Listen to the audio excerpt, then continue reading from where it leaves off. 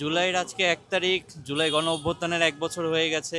অনেকে শহীদ হয়েছে, অনেকে আহত হয়েছে। তো আমরা মনে করি যে তাদের যথার্থ মূল্যায়ন আমরা করতে পারিনি। আমরা নানাবিধ দাবি দাওয়া আমাদের পালন করেছি, আদায় করে নিতে পারছি। বাট জুলাইয়ের যে ঘোষণাপত্র, সনদপত্র দেওয়ার কথা তা আমরা এখন পর্যন্ত নিতে পারিনি। এটা আসলে মনে করি আমি সম্পূর্ণ ইন্টারিম সরকারের ব্যর্থতা।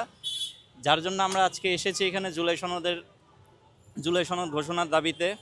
১ বছর হয়ে গেছে কিন্তু এখন পর্যন্ত আমাদেরকে নানাভাবে তালবাহানা দিয়ে ডেট ঘুরানো হচ্ছে।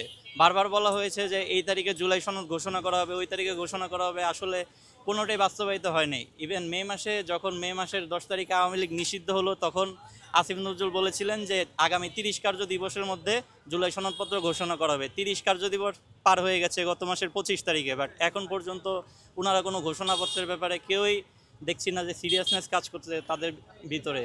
তো এই জন্য আমরা আজকে শাহবাগ এসেছি। জুলাই সনদপত্র আশা করি আমরা এখান থেকে নিয়ে যেতে পারবো। আসলে দায় আমাদের সবারই, শুধু দুইজন ব্যক্তির উপরে আমরা দায় দিয়ে তো আর পার পেয়ে যেতে পারি না। দায়, হ্যাঁ জি হ্যাঁ, ওনারা সরকারি ছিল। নাহিদ ভাই কিন্তু সেখান থেকে পদত্যাগ করেছে। এখন বর্তমানে আসিফ মাহমুদ ভাই আছে। তো দেখতেই পাচ্ছেন ওনার বিরুদ্ধে নানা রকম ষড়যন্ত্র হচ্ছে। আসলে তা করা যাচ্ছে না।